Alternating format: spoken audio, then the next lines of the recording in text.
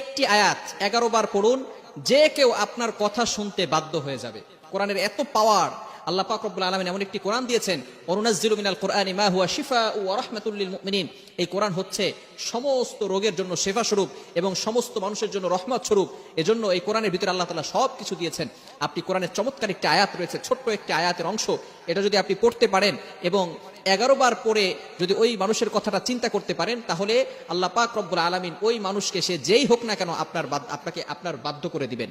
তবে ভালো করে মনে রাখতে হবে, এটা হারাম কাজে লাগানো যাবে না, অবৈধ কাজে এটাকে খরচ করা যাবে না, হালাল পন্থায় খরচ করতে হবে।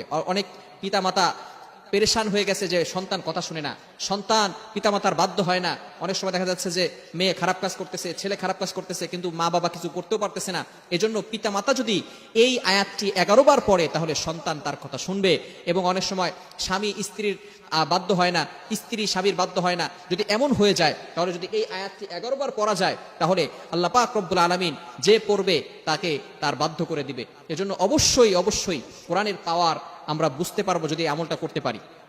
এজন্য, এবং এটা মনে রাখতে হবে, হারাম ভাবে করা যাবে না। অনেকে আছে গার্লফ্রেন্ডের জন্য ব্যবহার করবে, একটা মেয়েকে ভালো লাগছে, তাকে হারাম ভাবে উপার্জন করার জন্য সে যদি এই ধরনের আয়াত পড়ে, তাহলে কিন্তু কোনো কাজ হবে না। ভালো করে মনে রাখবেন। এবং এই যে আমলটা আছে, আমলটা করার জন্য আপনাকে 3টি শর্ত পালন করতে হবে। 1 নম্বর হচ্ছে আপনি নামাজ পড়বেন। নামাজ আপনাকে পড়তে হবে, কেননা আপনি আল্লাহ পাক রব্বুল আলামিনের পক্ষ থেকে ফায়দা নেবেন। আল্লাহ পাক রব্বুল আলামিন আপনাকে হেল্প করবে, আপনাকে সাহায্য করবে, আপনাকে সহযোগিতা করবে, এবং আপনি আল্লাহ তাআলার ইবাদত করবেন না, এটা হতে পারে না। আপনি আল্লাহ তাআলার ইবাদত করেন, তাহলে আল্লাহ পাক রব্বুল আলামিনের পক্ষ থেকে সাহায্য আসবে। শুধু আপনি আয়াতটা পড়বেন আর আল্লাহ তাআলার ইবাদত করবেন না, আল্লাহ তাআলার সাথে নাফরমানি করেই যাবেন, তাহলে কিন্তু আল্লাহ তাআলার পক্ষ থেকে সাহায্য আসবে না। 1 নম্বর কাজ হচ্ছে আপনি নামাজ পড়বেন, কেননা ইবাদতের ভিতরে সর্বশ্রেষ্ঠ ইবাদত হচ্ছে নামাজ। এজন্য নামাজ পড়তে হবে। Prayer is the greatest form of worship. সমস্ত ইবাদতের ভিতরে সর্বশ্রেষ্ঠ হচ্ছে ইবাদত নামাজ।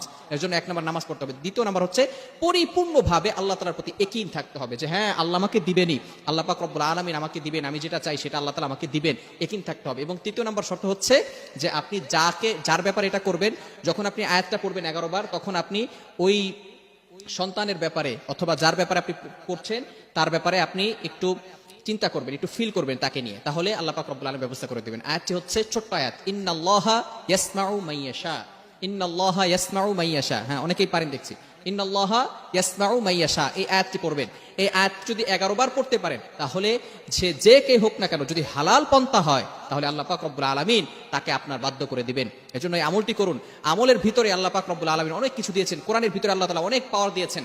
আমরা অনেক সময় যদি সন্তান কথা না শুনে, যদি স্বামীর যদি স্ত্রীর কথা না শুনে, স্ত্রী যদি স্বামীর কথা না শুনে, তাহলে আমরা হতাশ হয়ে যাই, কি করব, কিছু কুল কিনারা খুঁজে পাই না।